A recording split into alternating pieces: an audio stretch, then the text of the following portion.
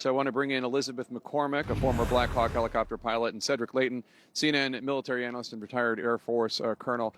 Elizabeth, let me start with you. An Army pilot who has flown Black Hawk helicopters, like you, in this area around Reagan National Airport, told CNN's reporter Haley Pritzky that the Army's flights are routinely planned down to the tiniest detail. This pilot said that based on the risk, the briefer will approve or disapprove parts of the flight plan. That assessment is then run by the unit's commander, then submitted to the FAA. So if it went through all of those levels, the question, of course, is just how could this have happened? Well, I believe there's three things that happened. If it had just been one, it wouldn't have been an issue, but three different things happened. First of all, they only had a crew of 3. And if you're flying a visual flight plan in a crowded airspace like this, they really should have had 2 crew chiefs in the back of the helicopter to clear each side, as the pilots only have visibility from straight ahead 12 to 3 o'clock, or 12 from 9 o'clock to 12 o'clock. So you only have visibility of the front 180 degrees. Your crew chiefs clear the back. If you only have 1 crew chief, how much can you clear? So I think that was a major issue. So as that's well interesting. As the, yeah, go ahead. Keep going. Well, so are you saying instead of a crew of 3, it should have been a crew of 4? How many people should have been on the helicopter? And then please continue with your other 2 points. Yes, so 3 is a minimum crew for a Black Hawk helicopter. In my opinion, when you're going into visual flight mode in a crowded airspace like this, it should be a minimum of 4. So you have a pilot on each side for visibility. That's the first one. The second one is, it is, whether they were on night vision goggles at that time or not, it is a very cluttered airspace with a lot of lighting and the lights reflecting on the river. And so with that, it's easy to kind of get a little disoriented as far as the height. They were supposed to be at 200 feet, which is the helicopter routing in that area, and it wouldn't have been a conflict, but they were not at 200 feet. Obviously, reportedly, the incident happened at around 350 to 400 feet as the airliner was descending. So that they were at the wrong height. So that's a pilot error. The first would be a policy error or choice. And then the third is air traffic control said, do you have the CRJ in sight? Well, there were two aircraft in their field of view, and actually only one was really obvious to them. And that was if you watch the video, the aircraft taking off in the foreground is probably the one they were facing, the pilots were facing, and said, yeah, I got it. The air traffic control should have said, do you have the aircraft at 5 o'clock? So they were looking at the rear. If they had done that, the Black Hawk is maneuverable. The Black Hawk could have moved out of the way quickly. They can move on a dime and make that happen. And it wouldn't have happened. Cedric, that's one of the most informed explanations I've heard of what possibly went wrong that I've yet. Thank you so much for that. Do you agree with what you had to say? Yeah, basically I do, Jake. Elizabeth has obviously a wealth of experience with this, and when you look at the way in which the crews are set up for Black Hawk helicopters, that's a critical thing. You know, you've got the mission planning piece that you mentioned, and as Elizabeth was explaining, there are also so many concerns that they have to really look at, including not only the weather and not only air traffic considerations, but also what kind of things they can expect in terms of topographical features and things like that. And that should be a given.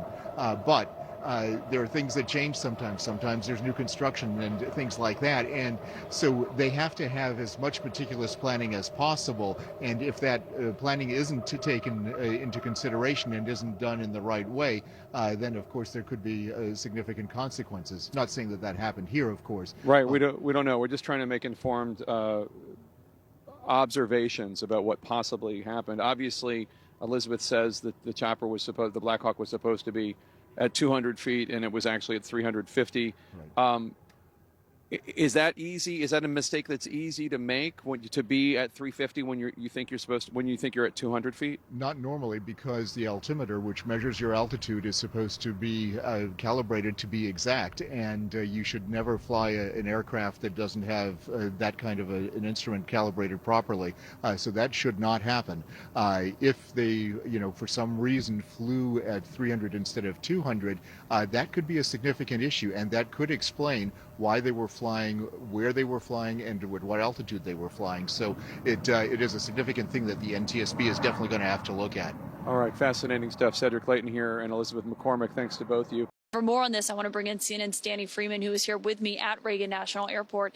And Danny, obviously, anyone who lives in this area has flown inside this airport a million times and understands how busy these runways are. This was actually a huge fight in Congress last year because lawmakers want to always add a direct flight so they can get back home easily on the weekends when they're out of session. But lawmakers from Virginia and from Maryland were expressing a lot of concern about adding more flights to put in this airspace, given how congested it already was. Yeah, you heard Senator Tim Kaine speak about that a lot, both last night and, of course, today as well, that this has been a concern that he's been talking about for quite some time. And I think you can expect to hear more about that, not only because of the tragedy that happened yesterday, but also because part of our CNN Investigates team, they've been unveiling, or I should say reporting on, near misses, specifically here at Reagan National Airport in the past, that have also specifically happened when it comes to landing around helicopters. According to, again, some of our CNN Investigates teammates, in the past 3 years, at least 2 other pilots have reported near misses, specifically where they had to make evasive maneuvers with passenger planes to avoid hitting helicopters as they were coming in for a landing. So you can expect that piece of information to definitely get more scrutiny and perhaps fuel more fire to this conversation about if there perhaps is too much traffic in general, but also when it comes to these helicopters flying sometimes routine missions around this area. Yeah, and that was something that stood out to me today from that briefing that we had at the White House, where the new Defense Secretary, Pete Hegseth, was there, and he was essentially saying that he said the pilots on the helicopter were fairly experienced. We know it was 3 members. That's pretty standard for a lot of these training flights, which we thought it was a training flight because it happened at night.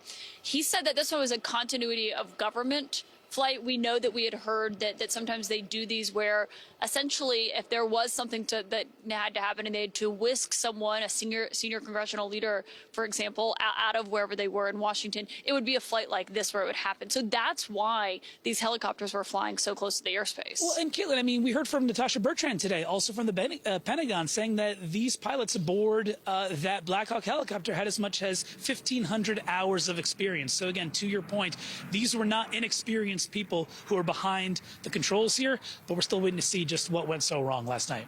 Danny Freeman, thank you for that. And also tonight, an Army pilot who has flown a Black Hawk helicopter near the airport describes what that is like. Retired Marine Colonel William Bernard Dunn, a former attack helicopter pilot, is here with me now. And Colonel, thank you for being here.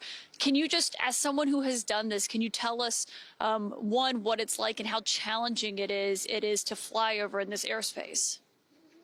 Thank you. It is very challenging. I've flown Marine Cobras right there on the low-level route around Reagan National Airport, several decades ago.